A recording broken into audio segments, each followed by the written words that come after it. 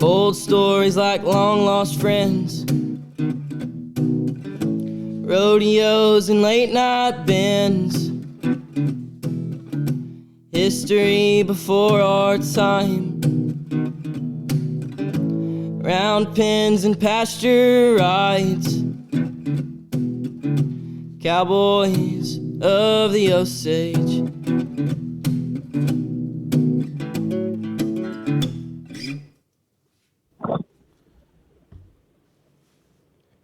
Howdy, everybody. Welcome to another edition of the Cowboys of the Osage podcast, brought to you by the Ben Johnson Cowboy Museum, located in historic downtown Pawhuska, Oklahoma.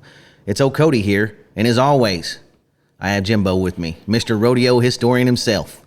Jimbo, good to see you this morning, and who do we have today? Hey, Cody, boy, it's just another great day in Osage, and it's good to see you. And Cody, we got legendary rodeo announcer Charlie Throckmorton with us today, and Charlie's announced the NFSR 20 times, 19 times consecutively, which is a PRCA record. He's announced the NFR in 1991. He's announced the Ram Nationals 1992, Extreme Bull Finals 2005, the Timed Event Championship 5 times, the PBR World Finals 3 times, member of the Texas Cowboy Hall of Fame. Just an unbelievable resume. And he's a real historian of the rodeo and steer roping especially. And we're just really happy to have him with us today. And Charlie, welcome to the Cowboy of the Osage podcast. Thank you, Jimbo. And I'm only 39 years old, so I did a lot in my time, didn't I? Boy, you did it. And if you believe that, I got oceanfront property outside of Fort Worth. I didn't mean to date you like that. Your partner over there, your partner in crime, let me tell you about him real quick. We're down at San Antonio. Here we go. Now, this is PG friendly now, Charlie. Podcast. Okay, we're down at San Antonio, the biggest steer roping in the world at the time. I mean, a lot bigger than Cheyenne, a lot bigger than Pendleton. Cody is in it. I think he goes to the short round. And I'm pulling for him. I'm bragging on him, okay? Right. And I said, man, he can rope, but he can't back a trailer. It's the truth. He is the worst at backing a trailer I've ever seen in my life, but I love him. You know, I got to give him a hard time. Hey, Charlie, I never told you how my dad taught me how to drive that semi. You know, we had a gas station about a mile down the road from our house, and he said, hey, Cody, why don't you get in this semi, and we'll go down here and fill it up with fuel. And I drove it down there, went through most of the gears getting that mile, and then we drove a mile back, and we stopped on the shoulder right there in front of our house, and he got out, and he said, well, I need you to go down to Andrews, pick me up a load of rope and steers. Wow. And that's the only truck driving training I ever had, so the back end. You had to learn on your own. Yes, sir. Yes, sir. I back one a little bit better now, but not much. I remember the days when you couldn't back a gooseneck, so there you go. Yep.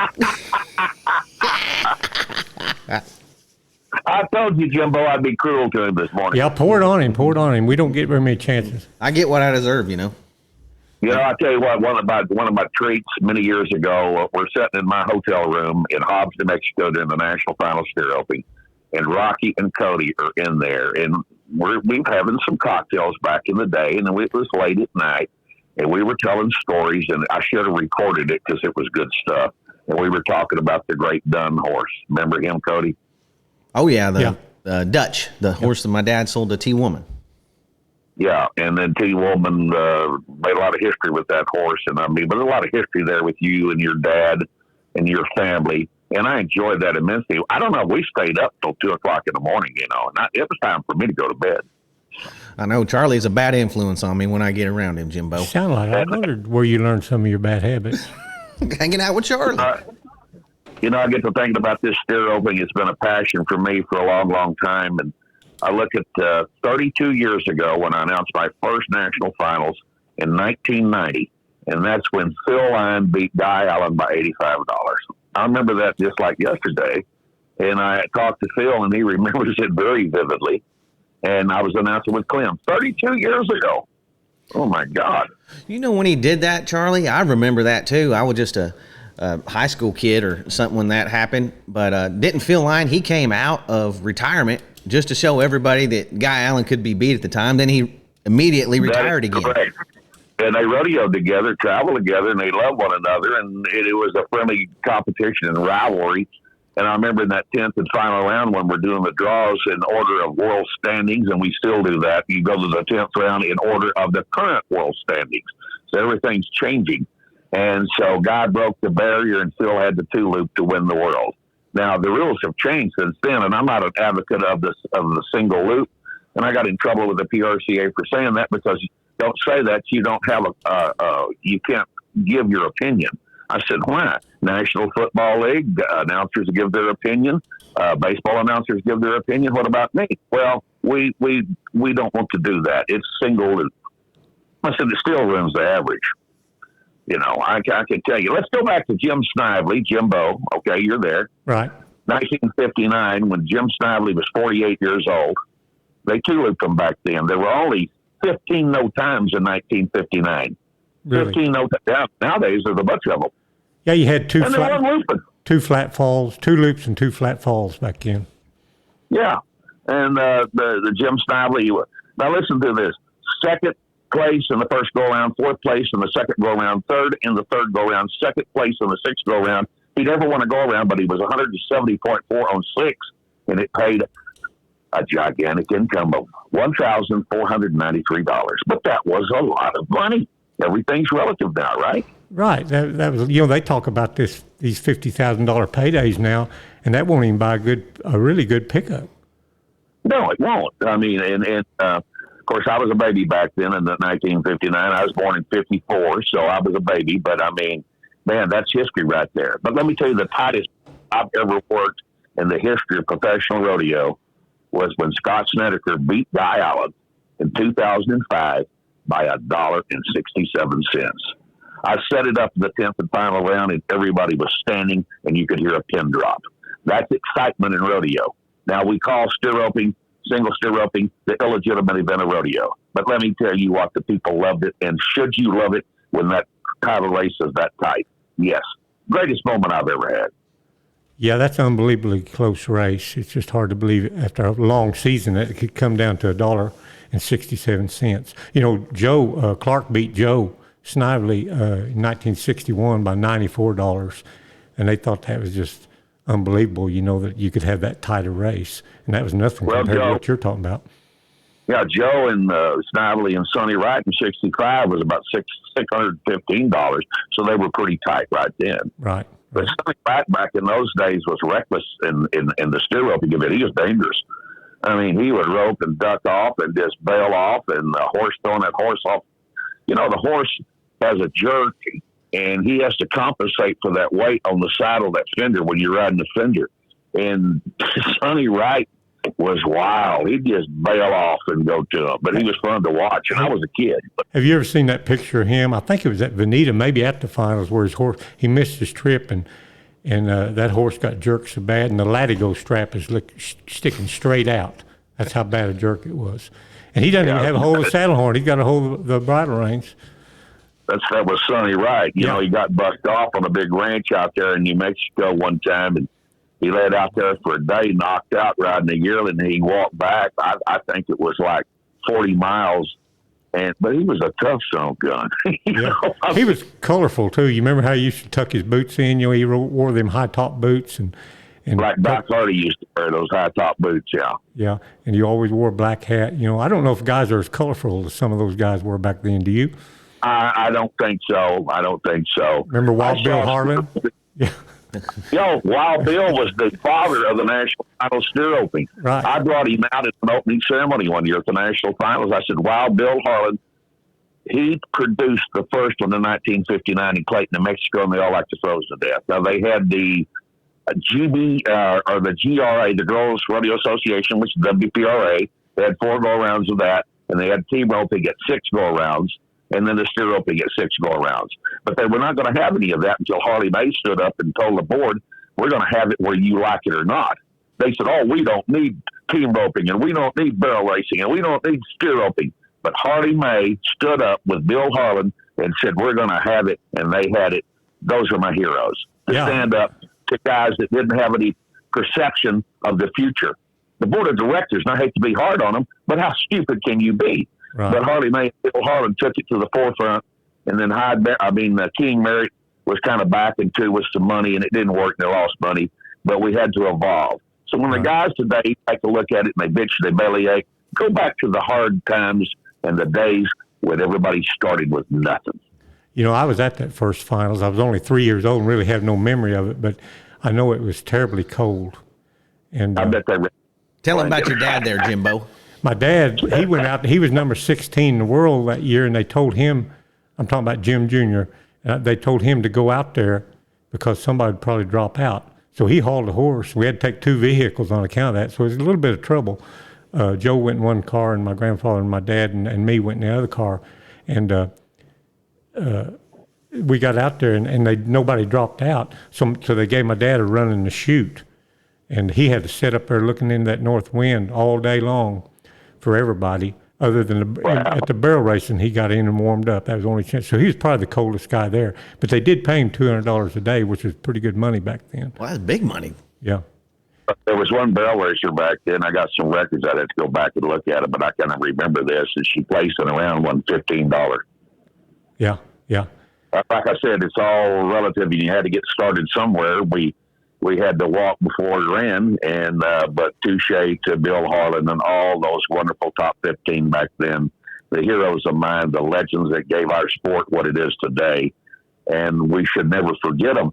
Some of the younger guys, I got to talking one year at the finals. I said, somebody was backing into the box. I said, give me a Sonny Davis round. Let's burn around. Give me a Sonny Davis run. Right. And one or two of the kids of the national finals came up to him and said, Charlie, who's Sonny Davis? I went, my God.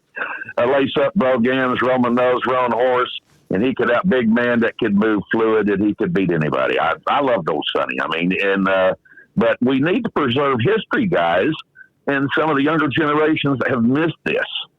Oh, yeah. Well, that's what we're trying to do, and that's what you've done. You know, I watched the other day, I watched a interview you did with Kelly Corbin a few years back, you know, and that's what we're trying to do. Keep these. Oh, he'll fly. Corbin's very intelligent, and I call him He'll Fly as the nickname because he rode the great Everett Shaw horse that his dad bought, He'll Fly. And you know, Kelly in 1964, and he graduated from high school, went to Cheyenne, and he wins the thing. And he didn't even know what he had done. He really didn't. He said, I was dumb, and he said, I wasn't intimidated by Everett Shaw and those guys because I grew up in the arena with them.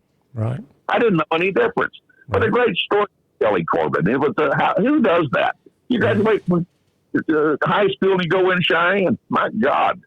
And then 2 years later, he won the Ben Johnson at age 20, and that's still the youngest man to ever win the Ben Johnson. Yeah, and then he won the average, too. He won the average at the national finals. Yeah.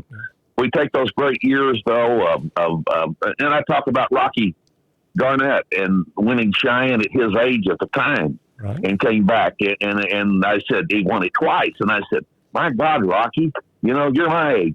And you go out there, it's not an age, it's the talent. It's the horse you're riding, it's the talent. And the Garnett, they had the talent. You know that. Right. Absolutely. Heck, this year, them old guys came to the top at Cheyenne once again, it looked like. How old Ori Taton? He's got to be mid-50s, right? Closer to 60 than 50. Yeah, he's mid-50s, I think, yeah. I think they call him 54. You get my age, you start talking about them 60s, upper 60s, nearly 70. So Ori, he's in the mid-50s. I remember Ori at the national finals years ago, and what a great guy. Brought his whole family down. And I mean, South Dakota had a cheering section. Was that at Amarillo? Yeah, Amarillo. Charlie? And Ori's cheering. Go ahead. I didn't mean to interrupt you. I thought it was great to have all of South Dakota. I said, Ori, did you bring all of South Dakota down here with you? He said, pretty near. You were talking about old guys at Cheyenne. 1968, I was up there as a kid, and I saw Ike Rude rope and tie a steer at age 74. A big steer. Oh, my God, what a legend there. You start talking about Ike Rude. Him and Coots Mansfield was roping goats one time, and Ike said, you want to 4-foot them or just heel them? Bill said Ike Rude could do whatever he wanted to rope. He could 4-foot, double hawk, catch him around the neck, and you don't want to be in a match roping with him. Right. Isn't that a great story, though? My grandfather said Ike probably roped more cattle than anybody ever, or at least at that time. He just roped all the time, and whether he's working on a ranch, he roped on that ranch, or just whatever it took. He loved to rope. I got a funny story about Ben Johnson, and I used to announce Ben's pro-ams all over the country for charity. And we went to Reno, and we went to L.A., and we went to Oklahoma City and Houston and Fort Worth and a lot of places. And I got to know Ben really, really well, and we'd go eat breakfast early in the morning. I knew his habits. I knew exactly his habits. He'd eat a big breakfast early in the morning, take that big chaw, that beach nut. And actually, I have ridden in a pickup with Ben Johnson driving, going out to a ranch. Though he never talked about movies. You know what he talked about? Horses and the breeding of horses. And he was so interested in horses. And he told me one time, he said, "Jolly boy, I won't tell you. Here's how it is. I won't tell you about a horse." He said, "You take a horse, a smart horse will scotch on you every now and then because he can. And a dumb one ain't got sense enough to." Yeah. Now think about that. Yeah. A smart horse will mess with your mind sometimes, will he not? Yeah, you're But a dumb one ain't got sense enough to. Yeah. I mean, what a great theory from Ben Johnson. I mean, Yeah. That's a great theory. He said, "I stole all my ropings." I said, "Explain to me." He said, "Well, when I started, Charlie boy, I didn't have no money. I had them old brogans," and he said, "I had to borrow a rope, borrow a hat, borrow a saddle, and a horse, then I beat them." Yeah. I wonder what it was we like. had guys, we're talking about guys that went through hard times. Right. Well, he grew up in the 30s. Sure. 20s and 30s, but he was part of that generation. Cody, I know I talk too much, buddy. Go ahead. Oh no, I was just saying what it would have been like out there learning to rope with those guys out on the Chapman Barnard Ranch. They said I read an article about Ike Rude here a while back. They said he came to stay the night in Pawhuska, and he stayed 23 years. There you go.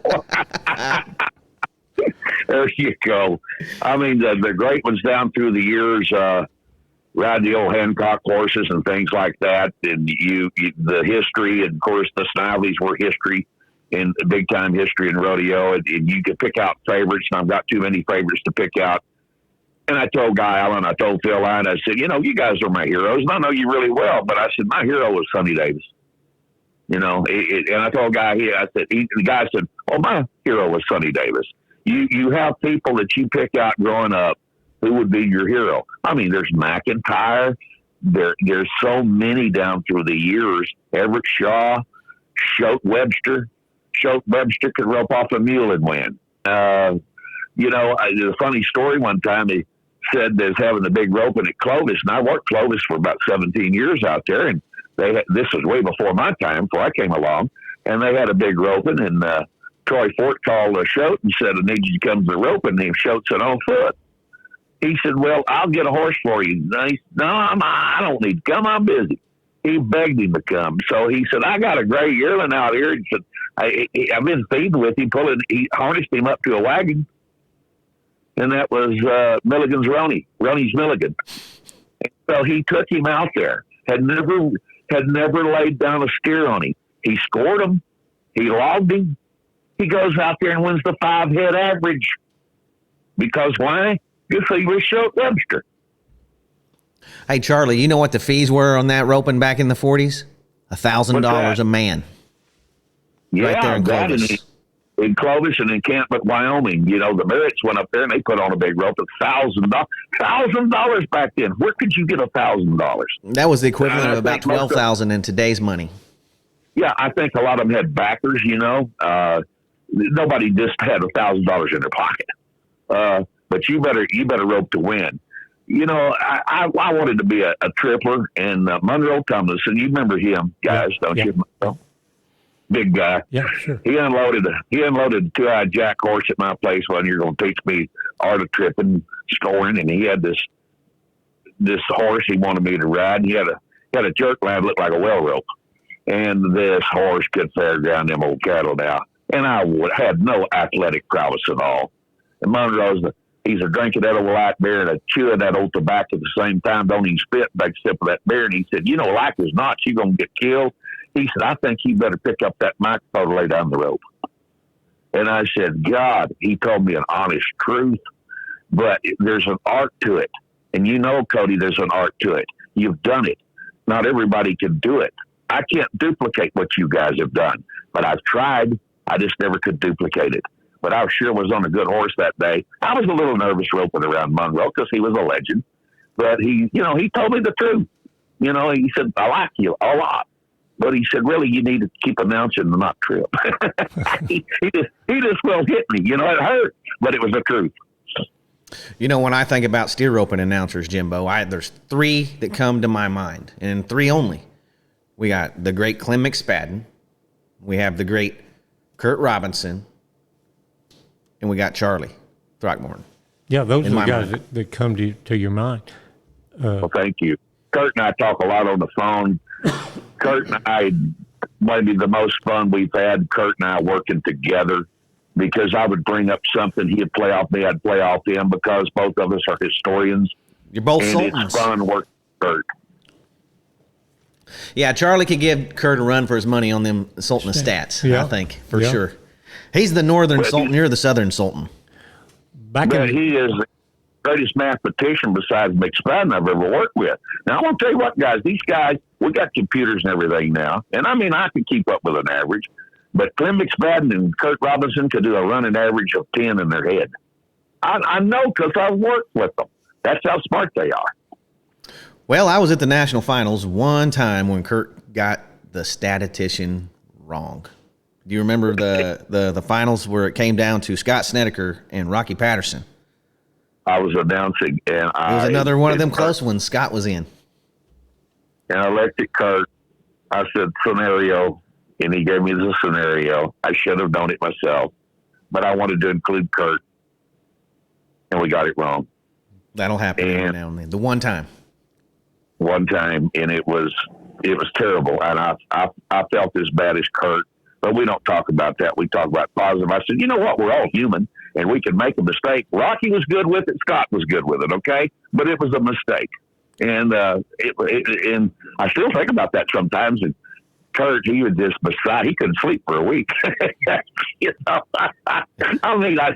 Hey, the sun comes up tomorrow, and there'll be another world champion next year. So we got it right finally, didn't we? Sorry to bring up a sore subject there, Charlie. I was just bringing it up time I ever knew of. Oh no, don't call Kurt and tell him. Gosh dang it! I'm going to call Kurt. You know what Cody did? He brought some stuff up, Kurt, about me and you. Oh heck, didn't mean nothing by it, Charlie. Charlie, do you remember? No. You remember an announcer down in Texas by the name of Buck Jackson? Did you ever know him? I know of him. Yeah. I think he's the one that coined the phrase Buddy Neal's Corner. Have you ever heard that phrase in roping? Yeah. Yeah. I think that was Buck Jackson. I'm not sure. My grandpa told me about it. And I guess Buddy, Cody, just got down there in the corner and had a heck of a time. Maybe when they was roping them little Florida cattle that were just so much trouble when they closed the border.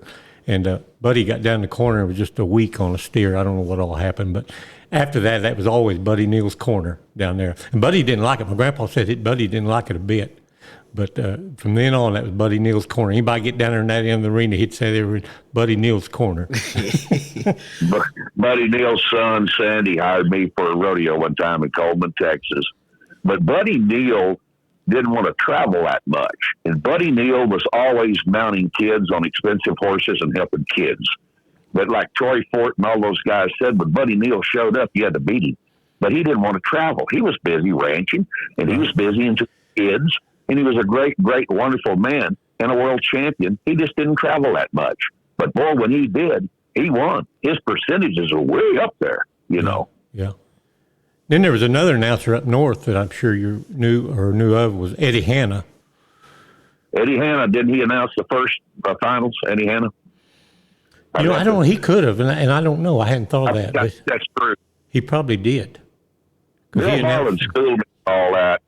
Bill Harlan sent me programs, and he schooled me on all that. So that year that we had the national finals, and we were looking for opening ceremonies, and I got together with J.B. Watley and the guys out at Hobbs, New Mexico, and I said, let's bring Wild Bill and introduce him in the arena. You know, that meant more to Bill Harlan, I think, than anything. And he needed the recognition for stepping up to the plate and losing a lot of money, but the father of the National Finals Steer Opening. And he got a standing ovation. That was a great time for me, great time for Bill Harlan. I loved him. He was, and that old stud that he rode, that big old black twister tip. Right. That horse, AQHA, I mean, had a butt on him, shoulders on him. He looked like the poster child of the American quarter horse and the stud. And Harlan was mounted on him. Harlan was a little bitty guy, and he was mounted on that big stud, and boy, he could trip cattle. And he had the high top boots too, and usually wore a little bandana and a black hat. He was pretty flashy too. Always. The set down, and I've sat down a many an hour with Bill Harlan. He judged rodeos too in these latter years. And I've sat down and took a many an hour just listening to Bill Harlan. And I could kick myself in the butt, guys, for not having a recorder with Ben Johnson, Bill Harlan. But I didn't think about it. I didn't think about it. Well, we lost that, and it's all left in my memory, but I got a pretty good memory. I don't know where Bill got the name Wild Bill, but I think it was Everett Shaw said that he had to water at night so he wouldn't see his shadow and run off. That's how wild he was. That's good. That's good, Jim. That's good. I go down through the years, and what are your favorite moments, Charlie? I don't know. I told Rocky Patterson one year at the Lady, I said, you're going to win the world. He said, how do you know? I said, it's in your eyes. And he said, Rocky looked at me like I'm crazy. Well, anyone with a set of two eyes could tell that man was fixing to do something major, because he could just out-rope everybody. And his boy can out-rope everybody, too. I saw him a few years ago at a Osage roping in the Bees here in the little indoor arena. And I didn't see him again for several years, but I saw him rope one steer there. And for about 2 or 3 years after that, anyone that would listen to me when we were talking about steer roping, I'd say, boy, howdy, that boy Rocky Patterson's might be one of the best ropers I've ever seen as far as just an all-around roper, and he's an athlete on top of it. And, he's got all the training he needs. I mean, he's a monster. Well, after he won the world, did you go home and celebrate after you won the world? I bet there was a big celebration. He said, yeah. Went out and built fence and fixed water gaps the next day. That's how lucrative that was, He said, I don't pay any attention to that. I just go and win the money. And he really, really didn't. He goes out and builds fence the next day. He's not going to celebrate Rocky Patterson. It's just another day. And that makes him tough. Makes him a great athlete, You know what makes you rope real good? Building fence. Makes you rope way better. I don't rope too good to do this. I hate fixing water gaps. I'd rather do anything in the world. But there's so many great memories down. I had a National Finals guy ask me, I'm not going to say his name, and he was having a bad day, and I'm at a steer roping, and the announcer stand is facing them. Okay, so they're coming out. I'm not to the side. I'm facing them. He said, what am I doing wrong? I said, you're roping offset. You're not a team roper. You're a tripper. What do you mean? What do you mean? You rope that steer directly behind him. When you rope him slick around the horns, the trip's there. You're trying to rope offset like a team roper. Your trip is not there. And first of all, you're mad at your horse, and he's trying to put you in the right position, but you're steering him wrong. He got mad at me. I said, you asked me my opinion, and I told you. That's how it is. I see things that other people may not see. I'm perceptive at that because I've seen a lot of them. Thousands of runs. You get repetition in your mind. What is the great run? There's 3 jerks and tripping. Some guys can rope offset him if he's near the wall or the fence. Very few can do it. Guy Allen can do it. Scott Snedeker can do it. Rocky can do it. But Snedeker, but there's very few that can rope offset. And get your trip at the same time. And get your trip. Yep. Yeah. You got to learn how to. My difficulty trying to quit a horse, Cody, and I don't know how you guys ever did. You ever got caught in the V of the rope and it bruised your thigh? Oh, yeah. I got a permanent callus on my thigh right there. I never could quit one all the way to the bone. Yeah, I mean, it hurt. And Monroe was trying to teach me how to quit one. I was slow. I'm a big guy. I'm slow. But I've always wondered how you guys did that. You do it at an angle, don't you? You do it at an angle. You get that trip and you start quitting at an angle because you're going to get caught in the V. Well, Charlie, I learned to the old way where they made me get trapped on my rope, underneath my rope and saddle horn. And what you do is if you can get your ankle out, the end of your foot out, and just straighten your leg, no matter how tight that is, your leg will come out, Charlie. And you will have a great big, deep, deep, deep bruise if you do it very many times until you just learn how to do it where it don't bother you. That's right. You rope with a horse with a jerk line, haven't you? We don't see many jerk lines, but I did rope with a jerk line at one time. It just depended on the horse. If I was afraid that horse, just carrying the jerk line, a lot of times he knew it was on there, so I didn't have to use it. But the one time I would maybe take it off, he knew it wasn't on there, just like a smart horse. You know what I mean, Charlie? And he knew it wasn't on there, so he might not stop right when he needs to. So that's the only reason I carry it. I got a question for you two guys. And the PRCA is not listening, I don't think, because they're not going to find me. I got an opinion. Jimbo, you an advocate of the one-loop rule? Oh, not really. But with the one-headers and stuff that they have now, there's no reason to have two loops. And some of the arenas are so small, you get down there, you've already hit the back end of the arena before you got your other loop out. But, Cody, advocate of the one loop? Me, it depends on the setup. I'm just an advocate of where they have a roping. I'm glad they're having it, Charlie. But I do see that the steer ropers are giving up a lot of concessions, a lot of places, and I just hate to see them give it. Well, at the National Finals, they steer carry two loops in the calf roping. I can tell you that right now.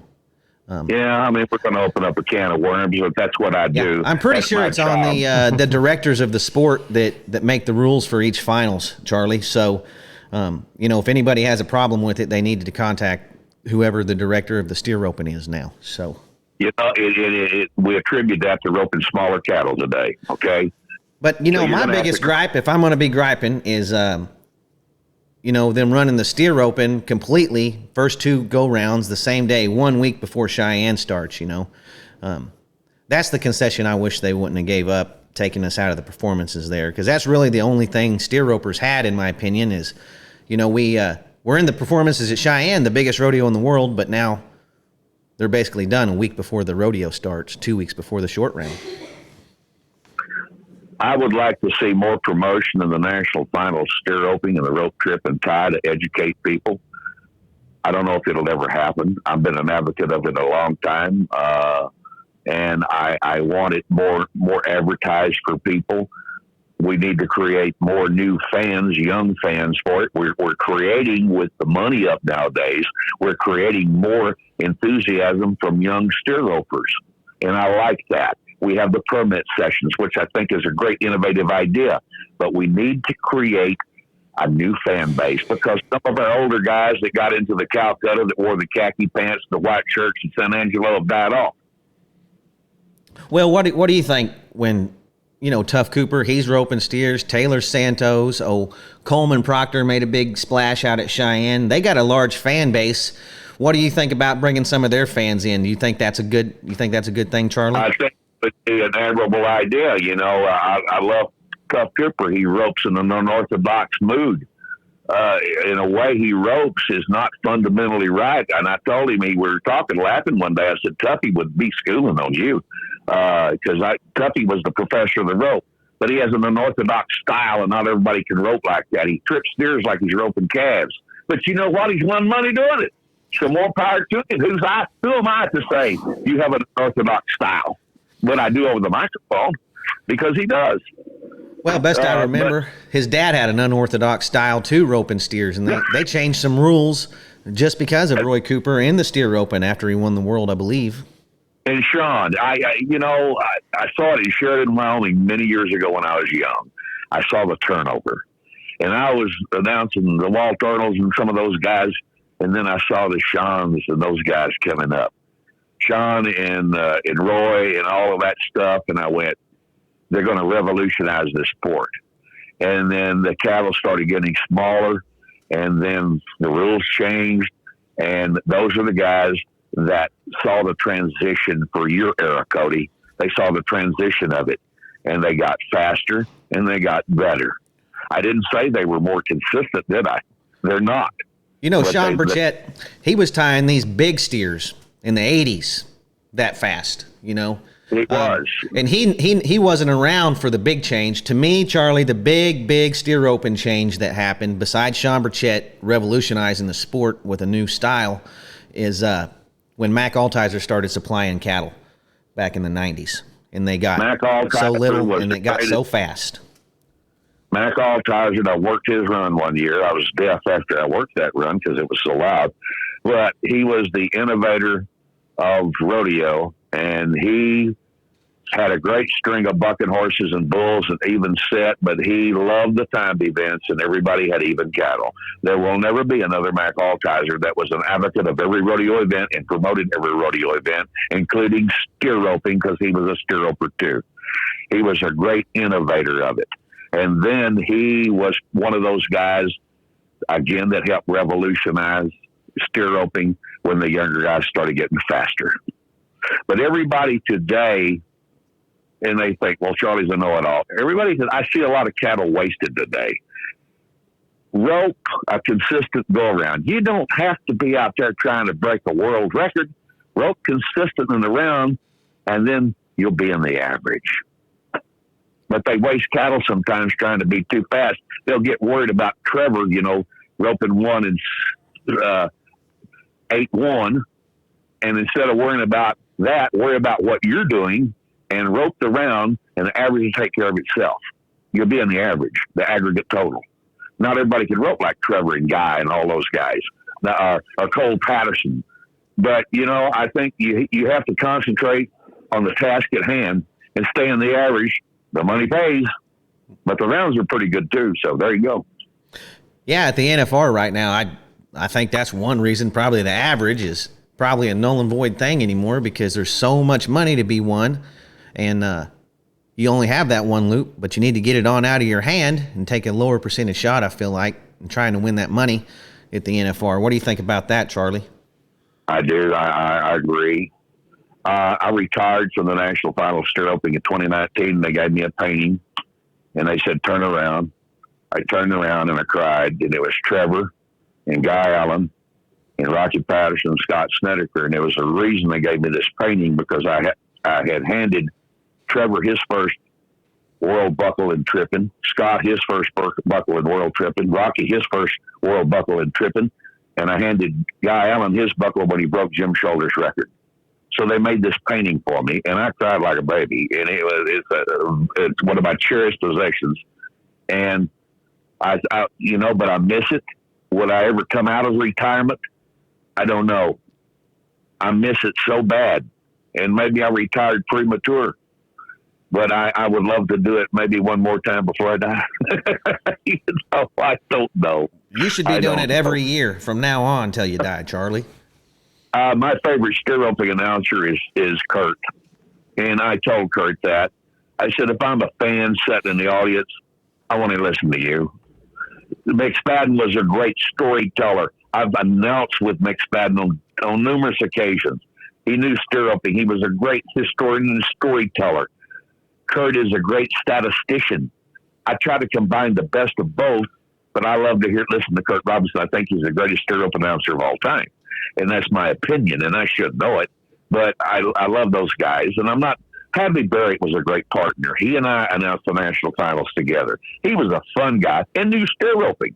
Hadley was fun, and I've announced with a lot of guys that they've all been really, really good, or they wouldn't be there. But I think Kurt would be my favorite, and McSpadden my favorite storyteller. Does that make sense? Yeah. I think Kurt's the greatest timed event announcer there is. And then Charlie's number 2. Right. Okay. There you go. Okay. You're right there. I'd have a hard time picking a favorite, be honest with you, Charlie. Well, me too. I mean, I've asked that, and I said, well, I'm not demeaning my colleagues because I've got a lot of colleagues out there I've worked with over the years. And I didn't set my goal to break McSpadden's consecutive record. It just happened. It was sad after I did it. I didn't want to break my hero's record of consecutive trips. It just happened. But you know what? He'd have been proud. He'd have patted me on the back. Good for you. Because that's how McSpadden was. He didn't look at records that much on what we did. He concentrated on the contestants because the announcers aren't the stars. It's the contestants. And these young announcers need to learn that. You're not the star. You're selling the greatest product in the world and the Cowboy. They're the stars. Amen. Amen. And there, a lot of these guys are actually becoming stars, Charlie. With the Cowboy Channel, there's actual cowboys. They got actual fan bases now. They just don't know about the rodeo. They come to see part of these guys. I feel like. What do you think about the Cowboy Channel and the direction it's shooting? Just the Western way of life and rodeo all together. We've always needed television, and we had ESPN for years, and they had your good ratings on ESPN, but they put us. I remember working 1 o'clock in the morning. Yeah, the short round at Lawton, the tour rodeo. We had Sandvik and all of them in the short round. I mean, it was as good as you want to watch, and everybody's excited because we're on ESPN. It was Cape Delayed, and they put us on at 2 o'clock in the morning. What kind of television is that? So when the Cowboy Channel came along and started getting good numbers, and everybody was skeptical, but that it's been such a shot in the arm for rodeo. It's created a new fan base, all worldwide fan base. And that's what we did a long time ago, guys. We needed that. Somebody was laughing at me the other day. They're watching Woodward, and I'm doing the play-by-play, and I'm doing announcing. And I get on Riley Duvall. I started naming every Duvall I've ever announced, and they got to laughing at me. And I said, I've announced Bill Duvall and Roy Duvall and Spud and Tom. And I went down to the whole family tree, and everybody was laughing. Sam. But I said, yeah, fans. I said, you got to be fans. We had fans of Roy and Bill and Spud and Sam and all those guys. And now we got Riley. But you can't make fun of me when I had fans of Roy and Bill. But they said, God, you're old. Well, I've been there. But we had fans growing up. Cody, you had fans. Jimbo, you're a fan. So we got to create that new fan base, which is exciting for the young people. And the runs that Cole Patterson are making and Slade, that's exciting for the young people. It's exciting for the old guys like me. It produces fresh blood. And probably I'm old school, but we need the fresh blood coming in. And it's a turnover. It's a turnover, guys. It's human nature. It's a turnover. Some of the guys are getting older now, and the turnover's coming, and the young guys are coming. You're not going to stop them. It's kind of weird for me, guys like Slade and Cole, because I pretty much remember these kids as, what I was. Sure. I was a kid playing underneath the announcers, not the announce stand, but all the grandstands, eating mud, picking my nose, and roping the dummy. And, that's what these kids are for me. Now they're the best in the world, I just saw them grow up. It's really a great thing, and I love the family connection with our sport too. The multi-generational guys that you see. 3 generations, 4 generations of National Finals steer ropers and things like that. Sure. I used to take Sage Kimsey when he was a little bitty boy. I'd bounce him on my knee, and I'd pick on him, and I'd hold him upside down, and I'd pick on him, and now look at him. 7-time world champion. And I said, God, that makes me feel old. But what a great memory of the kids growing up, when we were all out at Traders Park together. We're rodeo's a family. The steer roping guys are a family. They're a family to me. I know most of them's wives and all the kids, most of the horses. That's my job to study that. Rocky Patterson said, I'll give you one compliment, and that's all I'm going to give you. And he grinned. You know how Rocky can grin? He said, you're not too good to work slack. You work slack because you love it. And you work slack because it makes you the best. I work slack because I learned the horses and I learned the guys. I work slack. And a lot of young announcers, I don't want to work slack. Well, why? Why don't you work slack and you'll learn you're not too good not to work slack? Charlie works slack. Therefore, the repetition runs of the guys, you learn real quick their horses, their styles, and what they do. Do you not? Think about it. Yep. Charlie, you mentioned Sonny Davis earlier, and he was a hero of mine, too. How big a star with the Cowboy Channel and stuff now, how big a star would he be now in his prime? My God.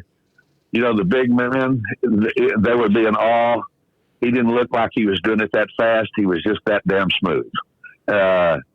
Sometimes Tuffy Cooper taught me something a long time ago in our long, in-depth conversations. Tuffy Cooper. I called him the professor of the rope. He said, in order to be fast, sometimes you got to slow down. Jim, go ahead. Sonny didn't make any mistakes. He had a fluid run. He just wasn't going to make any mistakes. His money was tight back then. He and Jim Bob Altizer, shared horses. That Wool Yeller, they shared him. Won the world on them. And they were smart. Jim Bob Altizer didn't make mistakes. Great match roper, great tripper, great calf roper. They didn't make mistakes. They were so fluid and repetitive in their runs. I take them as the poster child for perfection. Yeah, and you'd have to throw Olin Young in there too. Olin Young was one of my favorites of all time for Walter, New Mexico, live in Louisiana now. Right. He was the perfectionist, I guess, of them all. You're throwing some names at me now.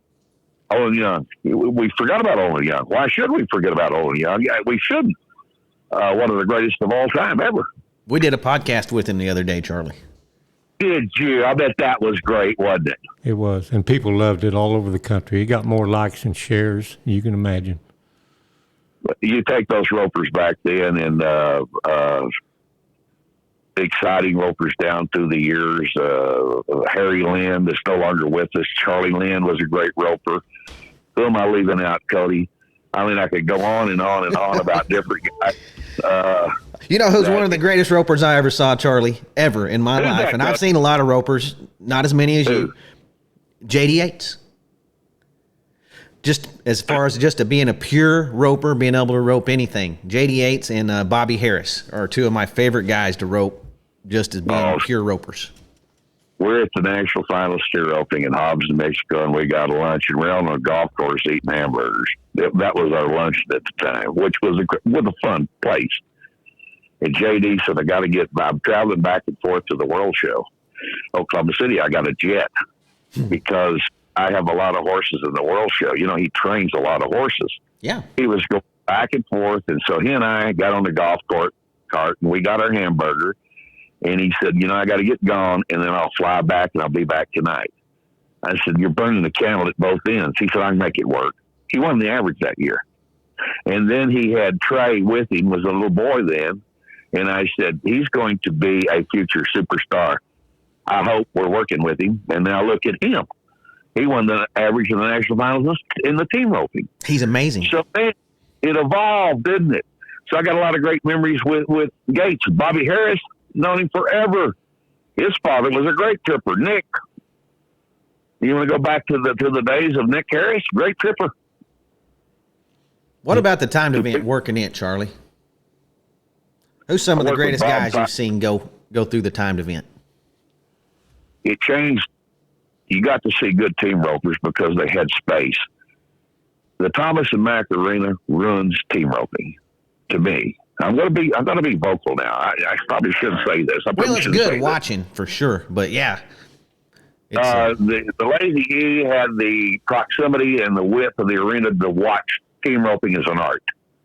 Bob Feist was a great colleague. I worked it for about 5 years with Feist, and we got to see some enormous things. We got to see guys that didn't normally bulldog, that would ride that fender till eternity, till they made a commitment. But you know what? They did it, and they're Iron Men. But to see guys like Trevor and them really show the athletic prowess on head and heeling and tripping and calf roping and bulldogging, they can do it all. Great cowboys can do it all. That guy that calls and checks on me a lot, and I've been battling cancer for 2 years, and I'm finally in remission right now, but I'll never be 100%. And one of my best friends that calls me every week to check on me, other than Guy Allen, is Kenny Call. And Kenny is a great historian of it. And he said, I want to tell you what, I don't consider myself a great cowboy, even though I won the world. And I went to the National Finals Steer Opening 12 times. He said, I consider the Olin Youngs the greatest that ever lived. He said, but great cowboys will step up to the plate when needed to win. To win, you have to have the winning attitude, and they're winners, and there's mediocre guys, and then there's guys that don't win. But those guys know how to compensate bad cattle, good cattle, horses that scotch on you to step up to the plate on a consistent basis every day and win. That is what makes cowboys. Or a true statement. Well, yeah, Kenny, one of the best cowboys to ever live. He just kind of quit one day, moved to California, it seemed like. I'm sitting in my recliner at my place one time, the place I just sold, and I'm sitting there in the recliner phasing there, making lunch, and I'm about half asleep watching television in my recliner. I got a big old patio door, and there's a knock on the door, and it startled me. Man, I looked up, and there's Kenny Call. I said, what the hell are you doing here from California? And he said, come to visit you. I said, how do you know where I live? He said, well, dummy, everybody in Johnson County knows you. So I told Faye, I said, don't feed Kenny for a week. He'll stay. No, he's a great. I love Jim Call, too. Jim broke till he was about 85. But me and Kenny go back so many years. I was going to match rope him one time, and my wife said, you're an idiot. And I said, why? To match rope Kenny Call. You? Well, I think we had too many cocktails at the time. I did anyway, but that'll happen every now and then.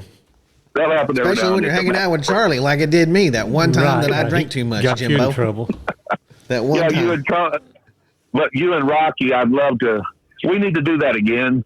Me and you and your dad, and I'd like to have Jimbo in there just to set up and tell stories and learn. Because I can learn from Rocky Garnett, and you guys. What a pleasure it is knowing you guys, because y'all are like family to me and very knowledgeable. I mean, hey, you're rodeo, right? Right. Well, that's all I know, Charlie. Grew up in a rodeo family. I really didn't think there was anything more to life than really rodeo or anything that had to do with rodeo, Now, Jimbo, I've bragged on Cody. He was in the biggest short round in the world in San Antonio, Texas, and I bragged on him. I love him. But, boy, we got to teach him how to back a trailer. I know it. I think there's probably several things you don't do real well, but I'm glad that we got this on tape. You guys are great promoters in our sport. We need guys like you to keep it alive, to preserve the history, but yet be an avenue for the young people coming up. And I'm sorry if I was opinionated today. I'm that kind of a guy. I'm opinionated, but I love steer roping so much with a passion. And you have to love anything that you're good at. You have to love it. And I love the sport with a passion. And the steer ropers know that. And it's just an art. It is the true Cowboys event to me. It's an event that takes a good horse, perseverance. You can't get in a big hurry. You got to have smarts between your ears in order to win steer roping. Charlie, I love it so much. I built a museum around steer roping pretty much. I know you did. I need to come up there. Yeah, you got to get up here and check it out. You're going to love it. That'll give me cold chills when I see Ben Johnson and the stories he told me. Some I can't tell you on the air. Funny things that happened to him. Quick story for Ben Johnson. I know you guys got to go, but he's at the Cow Palace and he's in the short round of the calf rope. And this is back in late 50s, maybe 1960. And that dear Reggie has this mare, and Ben wants a seat on her. He said, I'm leading the average. Kind of like the Phil Line story. And then your Reggie said, I don't want you riding my mare. She's bagged up. Gold colts are sucking. And, she's got a big old belly on her. And Ben said, Andy boy, I need to ride that mare and win this damn thing. Cow Palace in San Francisco. And finally, Reggie said, all right, Ben, called him son. All right, son, you can ride the mare. But here's the only thing, you cannot swat her with a rope. You cannot do that. And if I catch you doing that, it's going to be bad news. Ben said, you know what? Let me go saddle the mare. By golly, I know how to ride a horse. He said, I back in the box. Shy-telling's going on about a movie actor and a world champion cowboy. Well, hell, I'm 10 foot tall. I reached in, I nodded, she scotches on me, and I over and under her. And she was bagged up and tender. And she ran away with me 3 times around the arena. Rocking bits in her mouth, and she was mad. She was PO'd. Ben said there wasn't no stopping when a Ray is about to have a heart attack. Ben said, I was pretty athletic at the time, Charlie boy. I just bailed off of her. He said, how embarrassed was I? And Cy Talon said, well, apparently he has good days and bad days, but he has been a world champion. Ben said, you to get embarrassed, he said, them that ain't been burned with a rope, them that ain't been bucked off, and them that ain't never been embarrassed is them that ain't never done it. That's right. Take that into consideration, like us missing that go around that time or missing that average at the national finals. It happens to everybody. Everybody's human. But boy, what a great lesson to learn.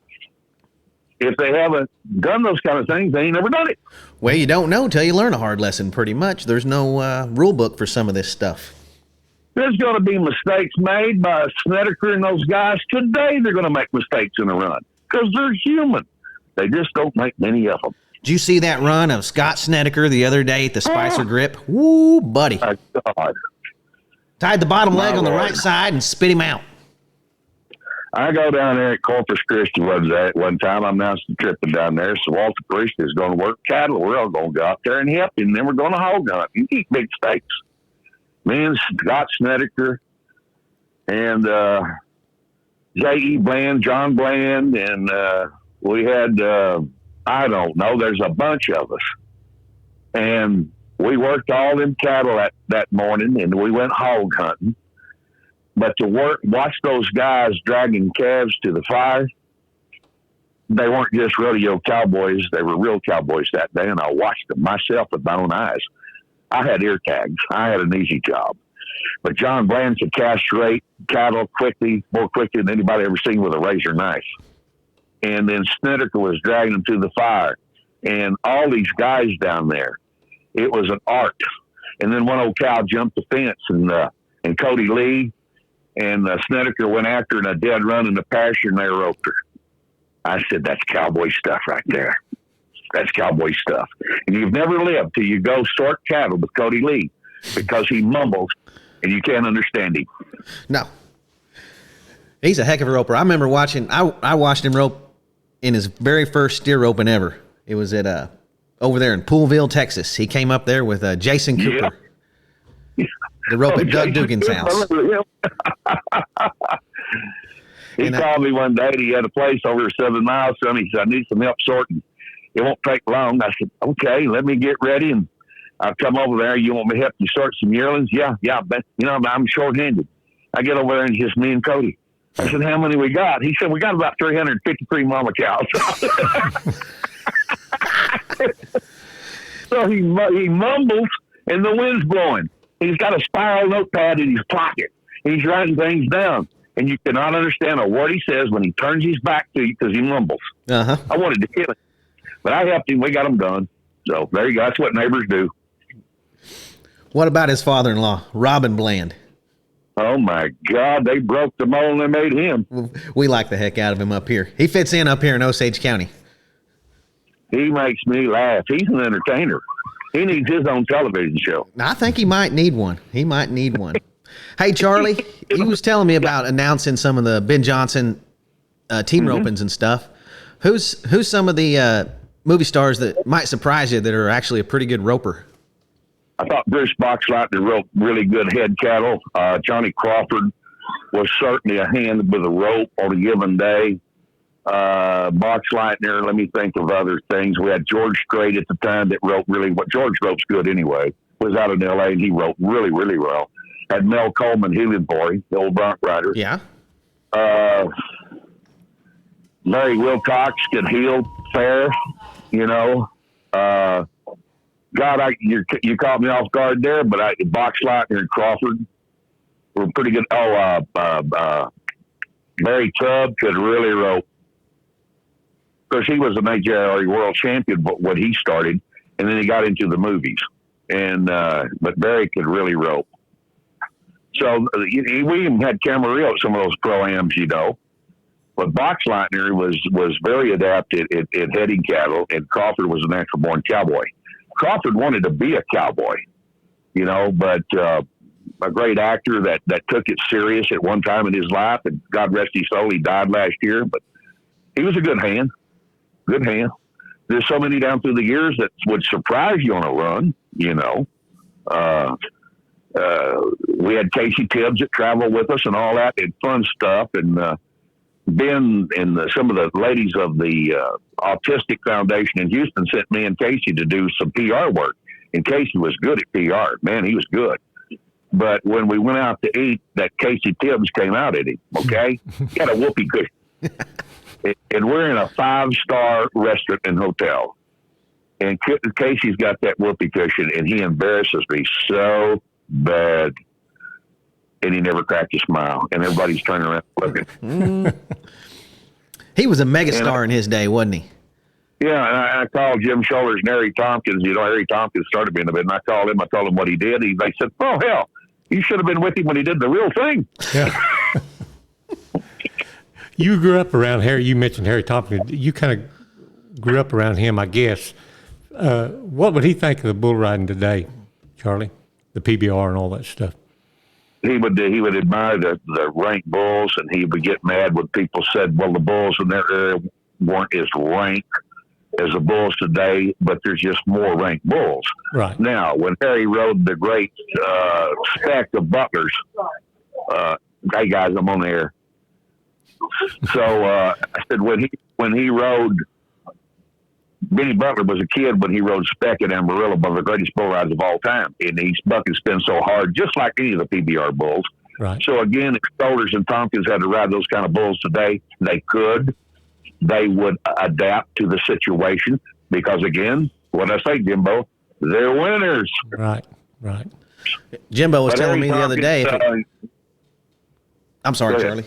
Jimbo was telling me the other day that if it wasn't for Harry Tompkins, Jim Shoulders would have won a lot more. He'd have won 10 world championships, and if it wasn't for Jim Shoulders, I think Harry would have won 7 or 8 because they finished first and second all through the 50s. You know, I begged Harry to go to a rodeo with me. I was working for Jim Shoulders back in the day, and I invited Harry to go with me. I don't want to go. I said, Jim's producing a rodeo. Been around him for 50 years. Don't want to look at him now. I said, come on, Tompkins. Get in the car, and you're going to go with me. So he went. So, again, I should have had the recorder. I had Jim Shoulders and Harry Tompkins in my hotel room at a Ramada Inn telling stories. And he looked at him, and he said, you little Yankee son of a you-know-what. I'd be worth a lot more money if it wasn't for you. And Harry looked at him, and he said, that's because I could outride you. And this was the friendly rivalry. They love one another. But, boy, did they bash one another, too.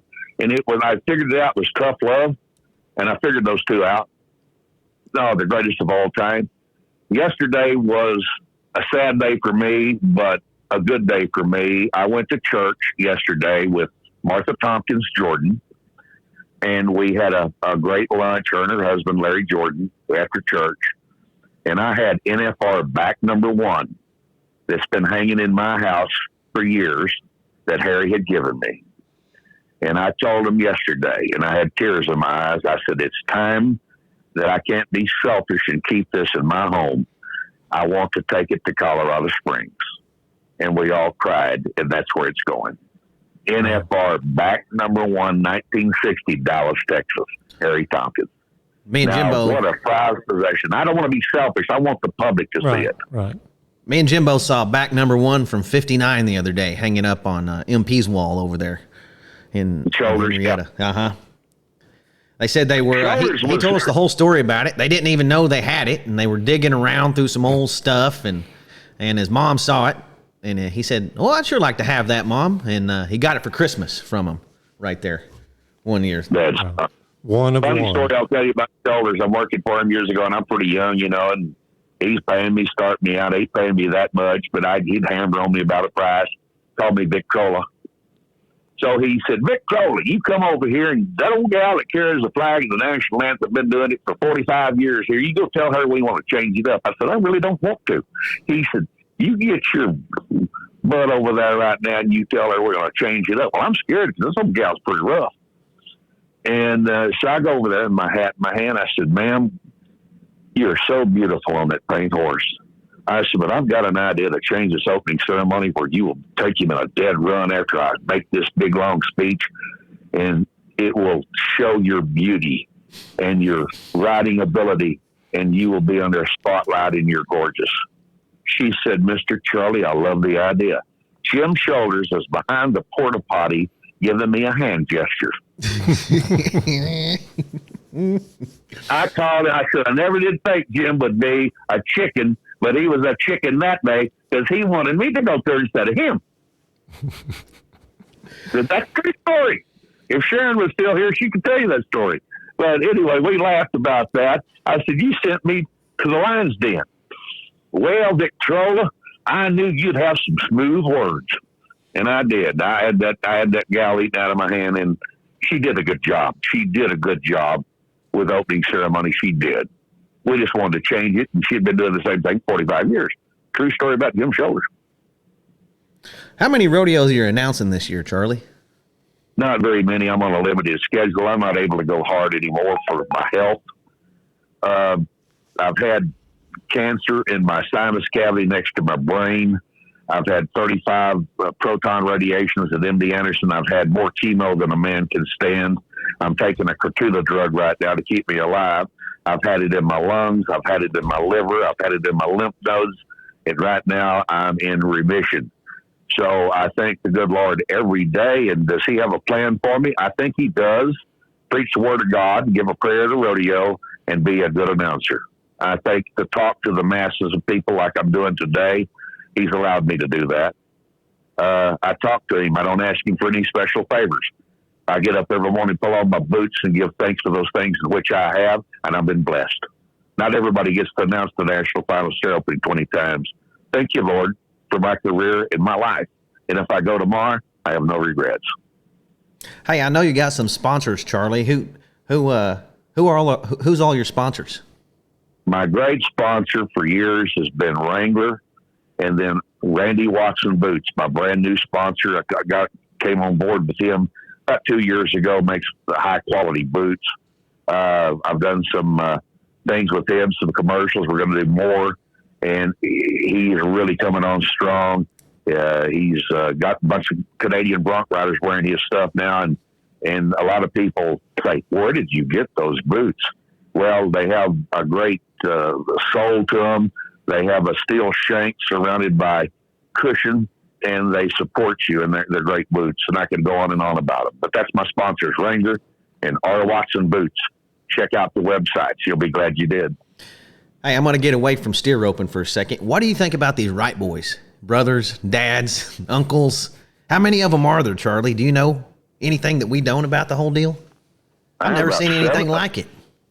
I had about 7 of them one time down at Mercedes at the rodeo, and Larry Mahan was down there, who I know really, really well, and he was doing some PR for a Western store down there, and they wanted me to bring out the Wrights in the opening ceremony, and every one of them was so nice.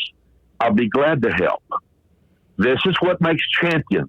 They didn't say, I don't have time for that. They said, I'll be glad to stop what we're doing and help. And so I don't know. I had 6 or 7 of them introduced, and they came out there, and then Larry Mahan and the Wright said, "That's our hero, Larry Mahan." I said, "Well, he kind of likes you guys too." So they got acquainted, and I love the Wright guys because they didn't have to do that. They could have told me they could have declined. We don't have time, but they did. That's the kind of people that makes our sport, just like the predecessor Larry Mahan that bent over backwards to do PR. He helped himself and he helped rodeo. I've had great champions. I'm not gonna name their names right now, that would decline to go sign an autograph for a special person or decline to go do a little PR. But the Wrights are good for rodeo. Larry Mahan was good for rodeo. You see what I'm getting at? You have to promote the sport in which you make your living. Don't forget, stardom and world champions are fleeting. The fans will always be there. Well, they seem like good guys. Yeah. They sure do. Boy, can they ride. I've never seen it. They're all going to be, how many of them's been world champions? 4 or 5 of them? I don't even know. All them blue shirts, and they all look alike. I mean, it's the dadgum thing I've ever seen. I get them in March there at Mercedes because Houston's going on and Austin's going on, and Mercedes this next year it's a huge rodeo, and they're going about 15,000 added next year, and they'll be on tour. Probably one of my better rodeos where they sub the guys, they sub the Canadian bucking horses, and so those Wrights, they show up, and those kind of guys, and the bronc riding And then when you get stats in the bull ride, it's outstanding. It's a, you know, I mean, I set it up. I don't have to set up much because they're going to do the rest. And people know their names. And the Spanish community down there, the greatest rodeo fans in the world, they understand me. They call me Carlos. And they're packed, 7,000 people a night. And those are the type of rodeos that are coming to the forefront. We've seen rodeos come and go down through the years, and then we see the new rodeos. It's not a new rodeo, but it's been around. But now they're coming to the forefront. Boy, do we need more of those with added money. But the PRCA needs to remember two guys. And Harry Vole would have told you that. Harry Vole taught me something a long time ago. He said, child, my God, let me tell you something now. He said, you need the little ones to go with the big ones. And don't forget the little rodeos, because if you do, you're in trouble. Yep.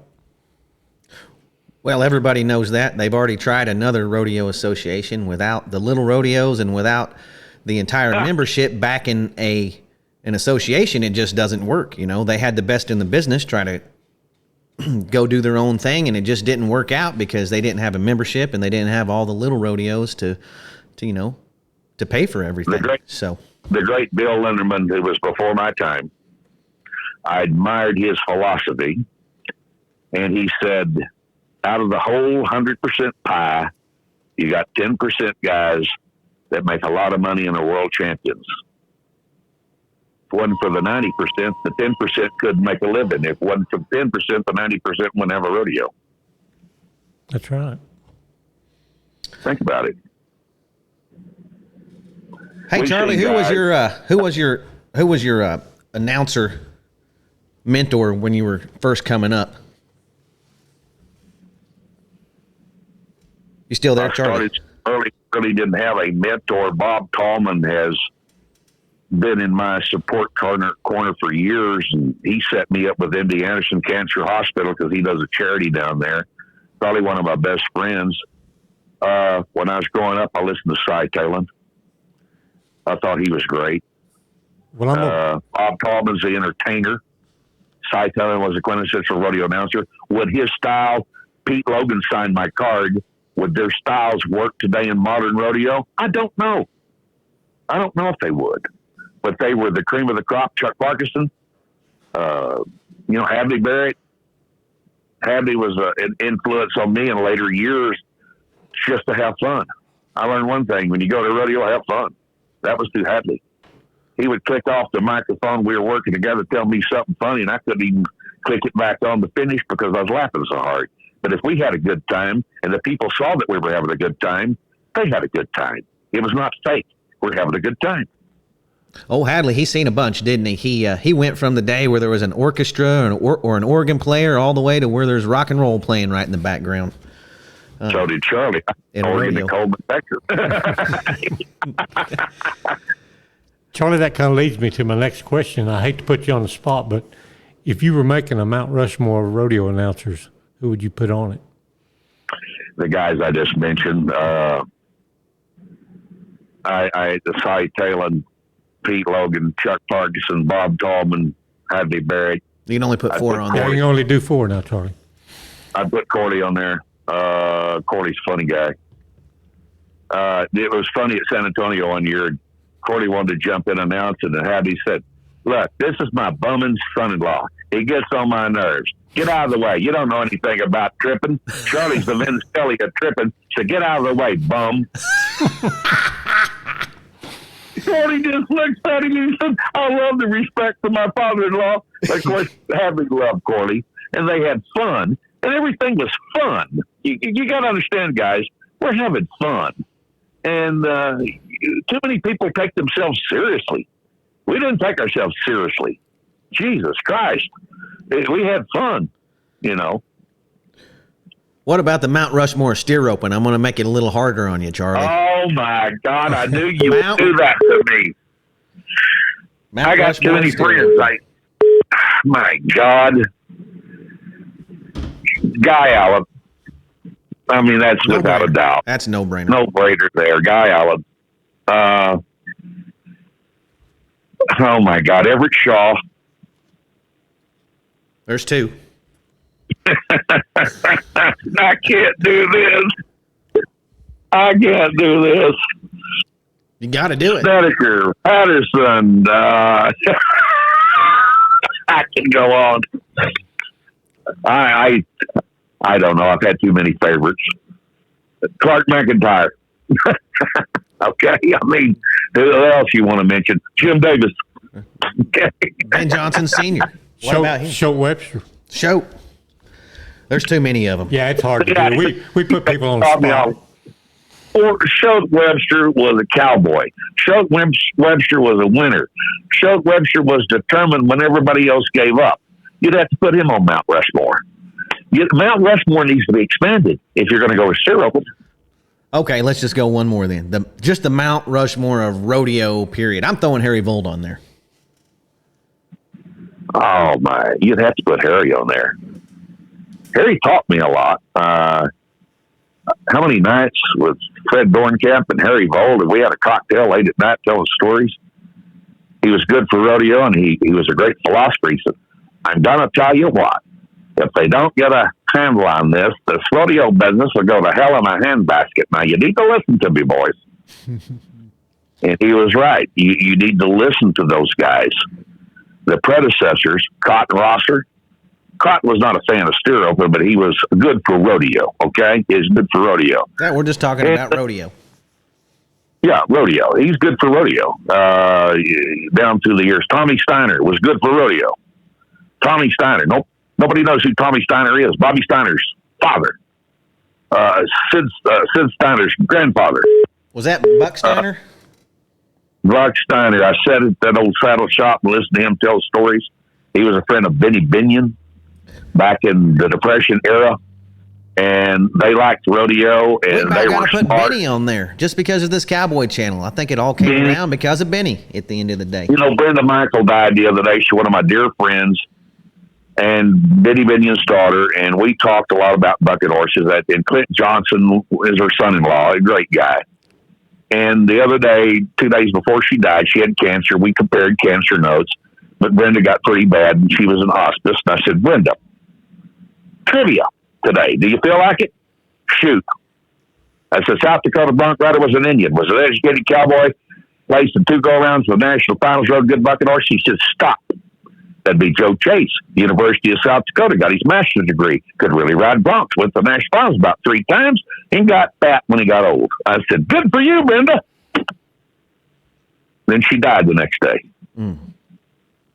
But she had a mind right up until the end through pain, and I made her laugh. And then she told me she loved me. I won't tear up telling the story, but what a great lady. She was good for rodeo. Brenda Michael.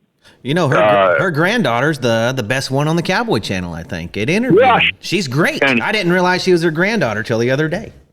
Yeah, she's been raised right. Jenny said, my grandmother loves you. I said, I loved her for many, many years. I said, she's such a great lady and knows horses better than anybody. You know, she told me, you know, I said, well, I was up at Sheridan that year when Survey got a hold of the Anderson colts from the Anderson mares. They were bucking son of a guns. Couldn't nobody ride them.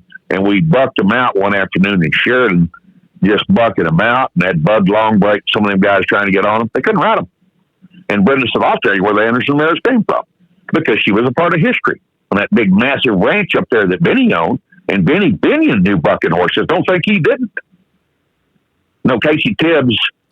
You got to put Casey Tibbs on there. You got to put Casey on there. Casey gambled a lot of money away one year at Horseshoe. Benny said, Casey, you're not a good gambler. I want to give you some money to rodeo on. Don't blow your money. But Casey liked to gamble. Life was a gamble at Casey Tibbs. Well, they didn't have no internet or nothing for him to surf on. He had to do something for fun back then. Gamble. Fun. He was a lot of fun. He was a lot of fun. Being around him in the latter years, he still had that dry sense of humor with the whoopee cushion and pulled jokes on everybody. He was just a lot. You never knew what he was going to do. He had that look in his eye, and he wouldn't smile when he'd pull those antics. But that whoopee cushion, that's probably my best memory of Casey, embarrassing the hell out of me. I guess we could stick Ben Johnson on there since he's the only man to win an an Academy Award and a rodeo world championship, maybe. So I don't know. It's just too hard. I'm sorry. I didn't mean to cut you off there, Charlie. I'm still thinking about this dang Mount Rushmore. Bothers me every time I think about it. My hardest time in life was when I was in a roping pen one afternoon. Me and Gary Gist, who's a dear friend, Kenny Call, and Ben Johnson. And we were running cattle, and I was heading. I ain't the greatest header in the world. And I'm roping with these guys. We're out there early one morning just running cattle, just us four. And Ben starts tuning on me. Oh, my God. Ben, just let me rope.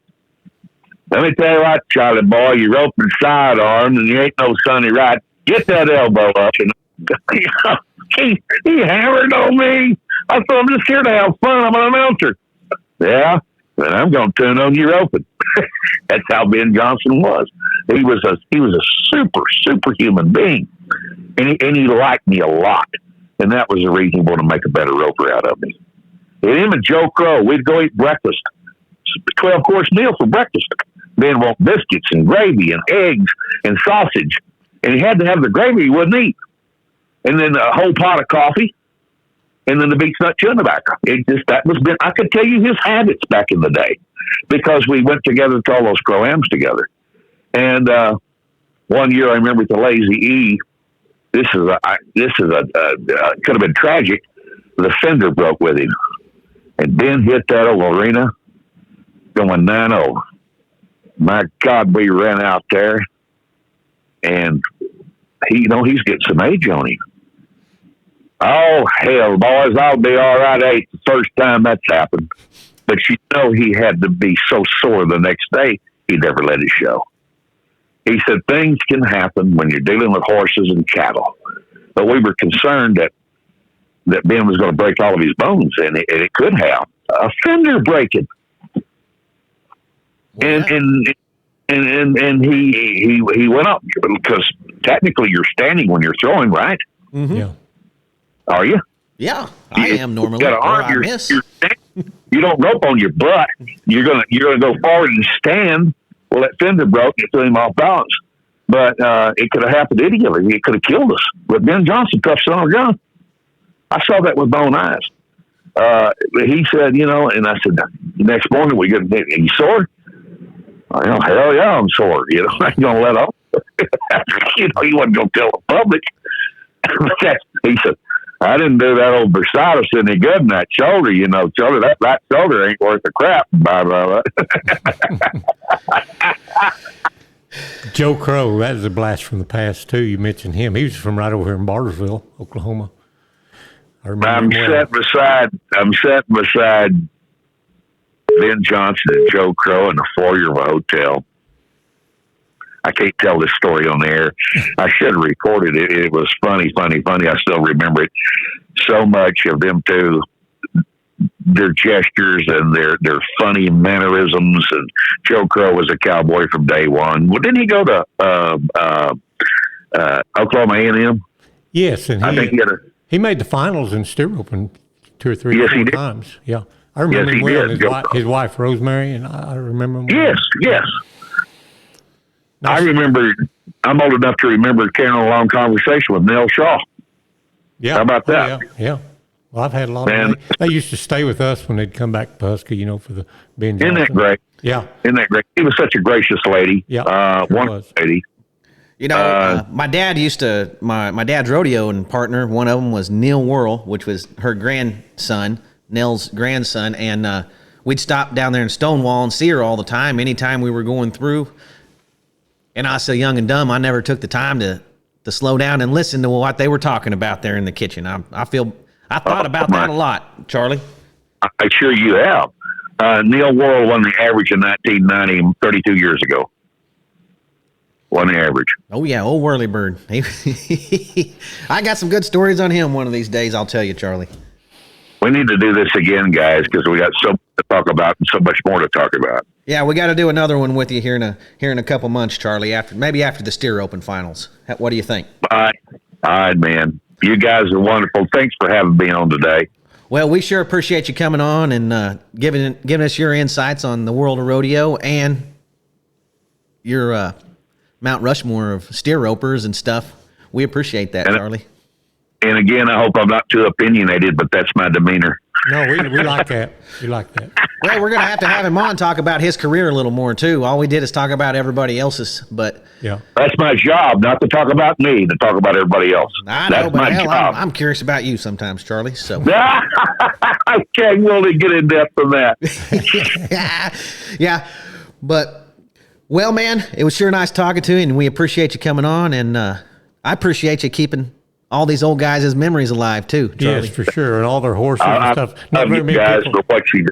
Yeah. I love you guys as people, as the person that you are, and I admire you guys. And the thing about it, I thought about it, and I'm going to give you a Ben Johnson impersonation. Well, Cody boy, it's your point of the game right now. You don't have to back the trailer. Well, thank you, Charlie. I appreciate that. Take care, guys. All right. Bye. Hey, we're all thinking about you, Charlie. Get well, man. Yeah. Thank you, man. Bye. All right. Well, Jimbo, that was a good one. Yeah, another good one. Boy, he's a wealth of information and basically an encyclopedia of rodeo and steer roping especially. I told you, this guy knew his stuff. I know. You might not get a word in edgewise on your rodeo historian. I know. And oh, he put me to shame. I told you, Charlie, he knows his stuff. Yeah, for sure. That was good.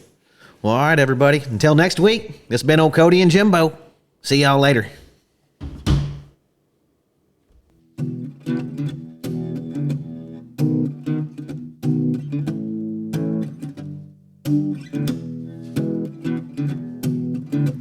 Old stories like long lost friends, rodeos and late night bends, history before our time, round pens and pasture rides, cowboys of the Osage.